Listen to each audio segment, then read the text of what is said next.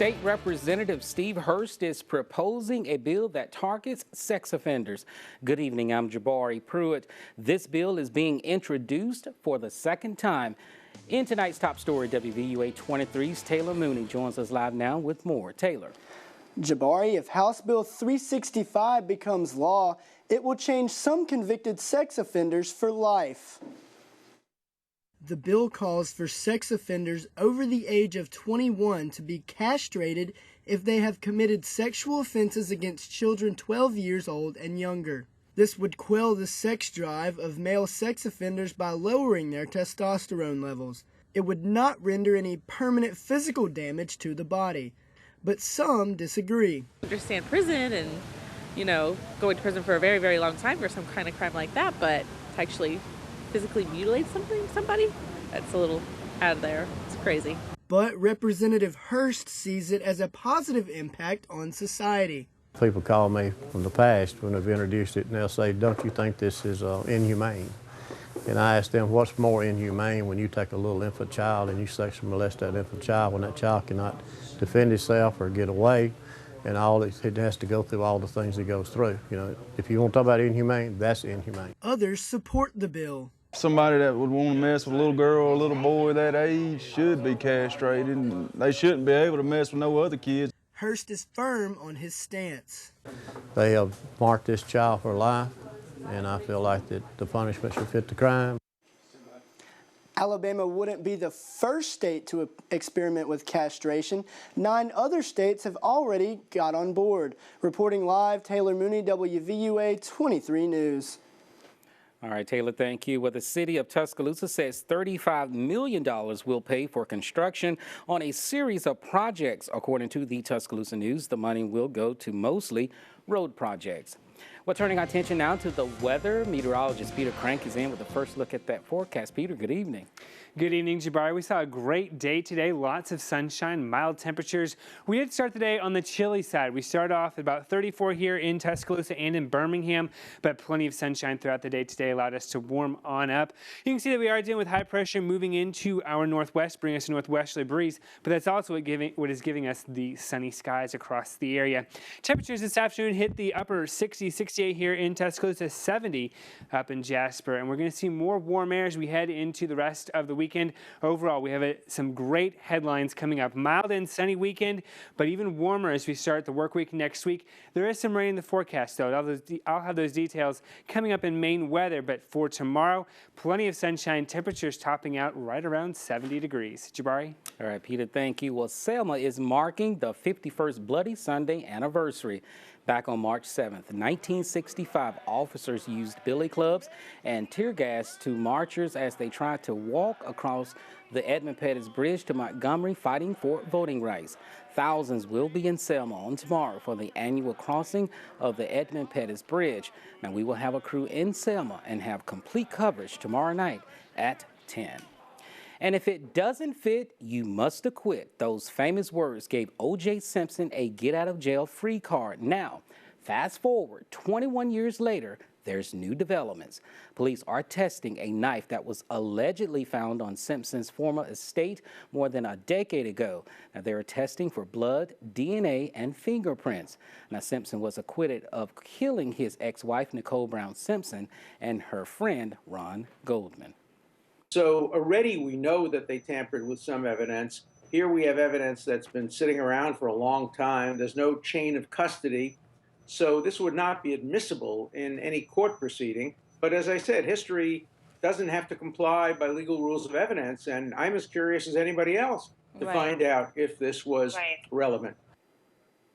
Now, Simpson cannot be tried again for the crime because of double jeopardy. And presidential candidates Donald Trump and Hillary Clinton are vying to keep their front-runner status. Here's John Lawrence. Momentum is on the side of Hillary Clinton and Donald Trump. Both their party's winners in 3 of the first 4 contests, both poised to pick up the bulk of today's delegates.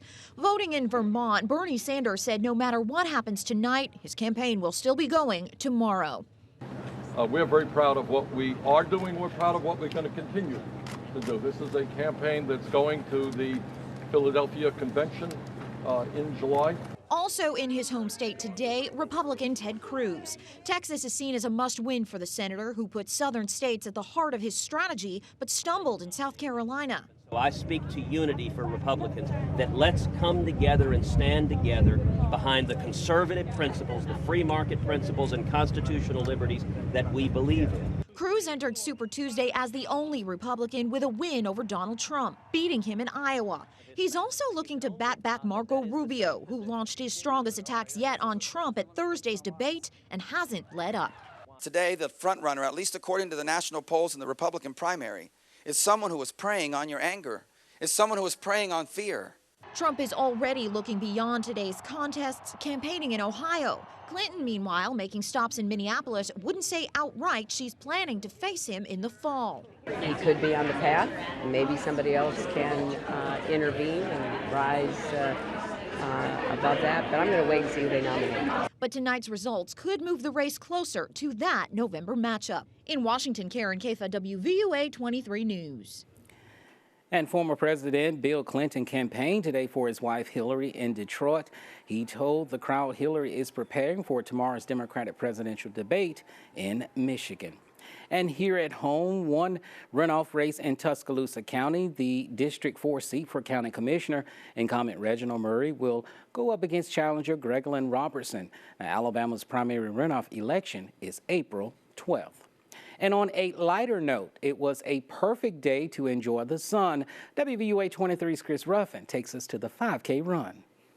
Get set! And runners geared up Saturday morning for the annual Tuscaloosa Half Marathon and 5K run.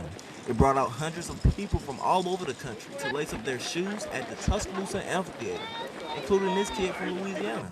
I've only gotten into running because of my brother, because I've always wanted to be like him. The run will benefit organizations such as Callie's Place, Reed Bama Reed, Boys and Girls Club of West Alabama, Arts and Autism, and the Kiwanis Club.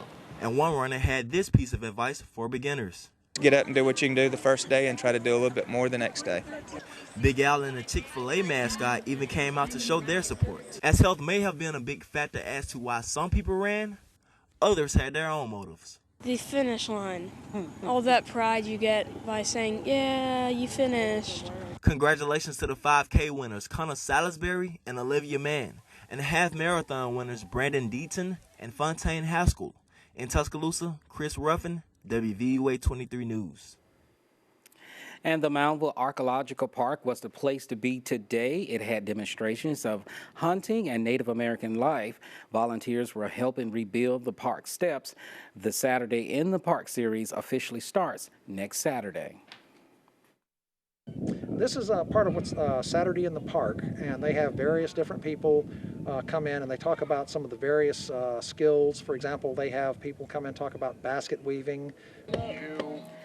Now, the demonstrations at the park will include carving, pottery, hunting, and fishing.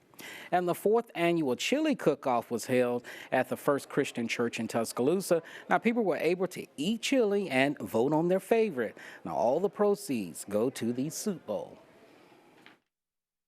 Biblically, that's what we've been asked to do. If you see somebody that's hungry, it's your responsibility. It's our responsibility to respond to that, and we're proud to do it. Now, organizers say they hope to continue this event next year. And still to come on the news at 10.